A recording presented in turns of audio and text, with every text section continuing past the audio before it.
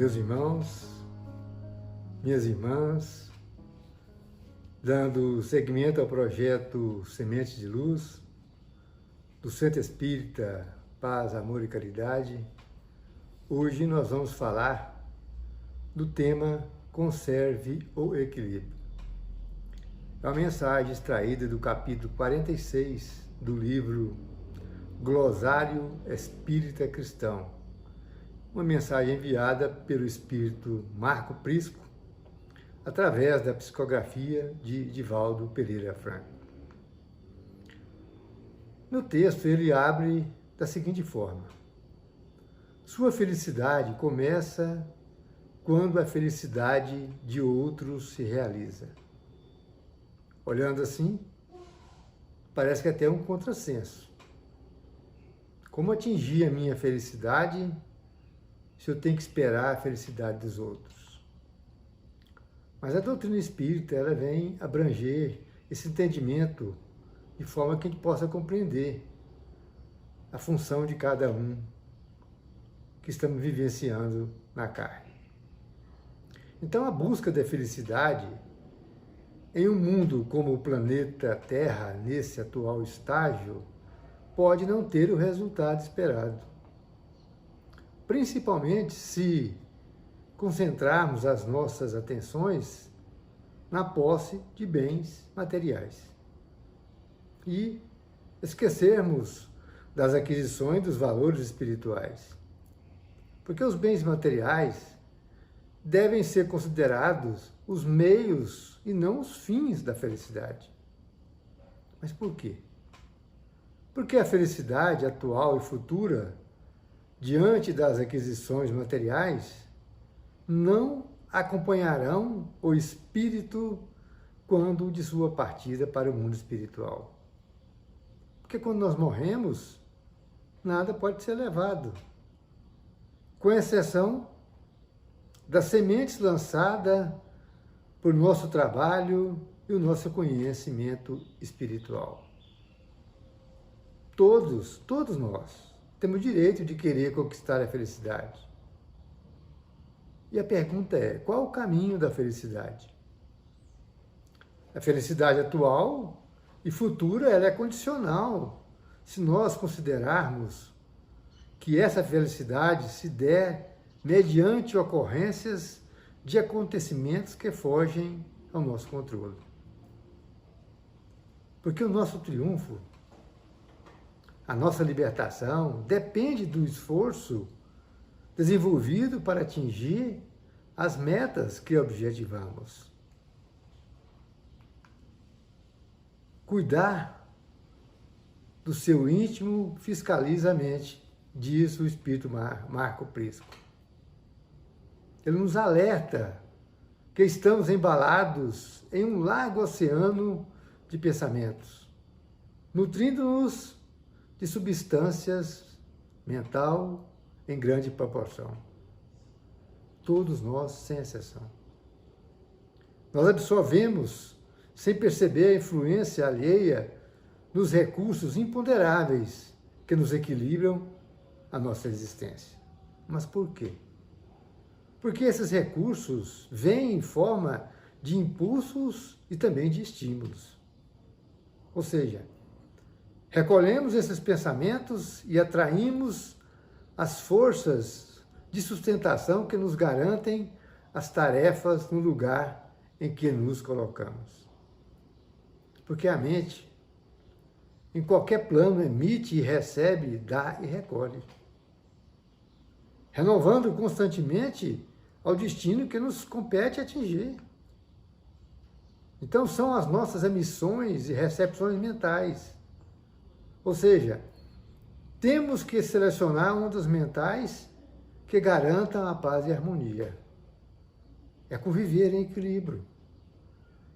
Para nos livrarmos das ações dos espíritos ainda distanciados do bem. É por isso, meus irmãos, nós temos que nos habilitar a conhecimentos mais altos. Nós precisamos exercitar a vontade para sobrepor as circunstâncias de ordem inferior. Porque, de outra forma, nós vamos ficar à mercê de imposições no meio em que nós estamos vivendo.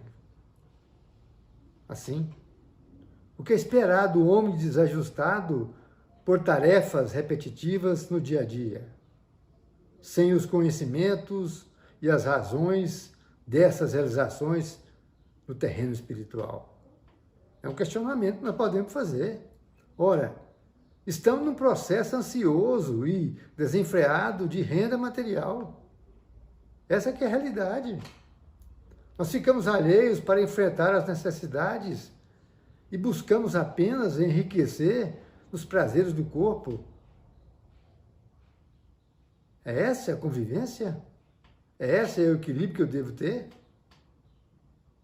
Gente, nós não podemos viver buscando felicidades e ansiando um futuro promissor com um pensamento e um trabalho considerado como condenação. De forma alguma. Na verdade, estamos num processo de intermináveis de afazeres desencontrados, sem ordem e sem uma programação bem estruturada. As naturais dificuldades da vida existem em todas as posições a serem conquistadas. E para vencê-las, há necessidade de aferições na paciência, no controle de reações efetivas e mais, atitudes equilibradas. Muitas das nossas reações depressivas e ansiosas de hoje são reflexo desse proceder.